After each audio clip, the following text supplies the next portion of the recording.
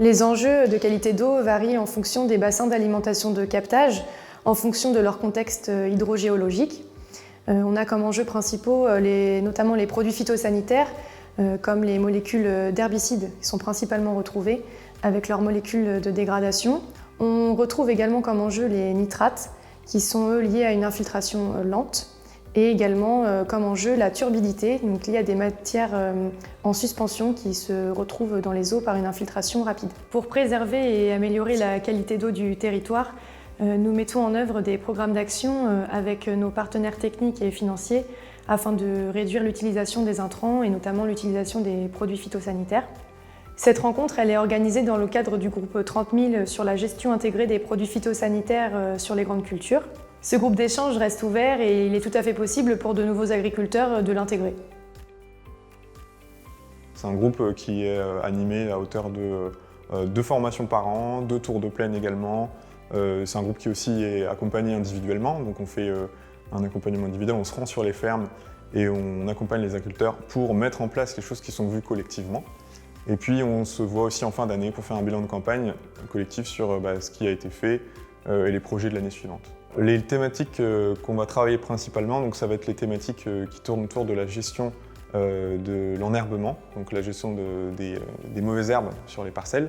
Alors la thématique de la journée, c'est la prairie-orientation et notamment la prairie temporaire.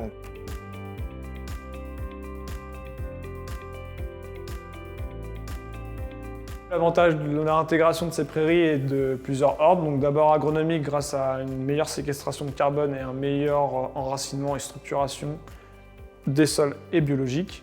Ensuite un intérêt économique grâce à l'effet d'amélioration des sols, ça permet d'améliorer la production des cultures qui suivent par derrière, notamment les cultures industrielles. Et environnemental parce qu'il y a un intérêt de mieux capter aussi le carbone, tout ce qui est aussi lessivage d'azote.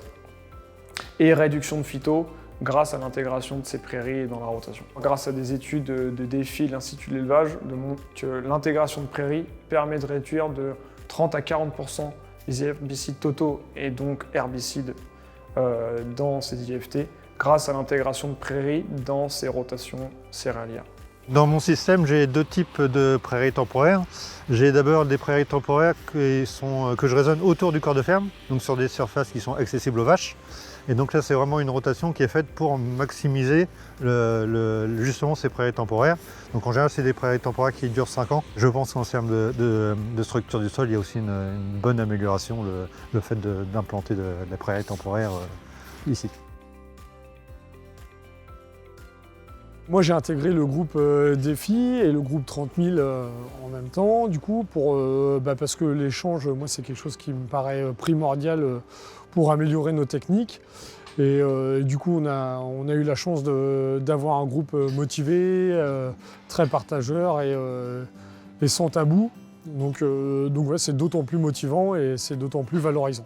Les leviers moi, que j'ai utilisés principalement sur la partie hors sol, c'est le biocontrôle. Donc j'ai mis en place des protocoles de traitement en biocontrôle sur l'ensemble de la production. Et avec l'habitude et l'expérience, aujourd'hui on a ressorti quand même un protocole plutôt fiable et consistant. Maintenant l'idée ce serait d'essayer de coller ce protocole-là à des cultures de plein champ. Peut-être plus difficile c'est sûr, mais voilà, on va essayer de travailler dessus. L'édition des produits phyto, c'est un sujet d'actualité qu'on entend parler de plus en plus. Mais ce qui m'a poussé à avancer plus vite, c'est que je me suis engagé dans une MAE en 2018 pour arriver à réduire les produits phyto de quasiment 30% sur l'exploitation. Les leviers sur l'exploitation pour diminuer les produits phyto, c'est garder le maximum de cultures dans leur rotation pour qu'elles soient le plus long possible et le plus diversifiées possible.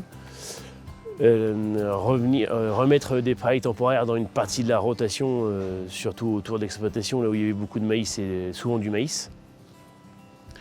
Et récolter les dérobés, surtout le riz gras pour les vaches, pour éviter que ça porte à graines, que les mauvaises herbes portent à graines dedans.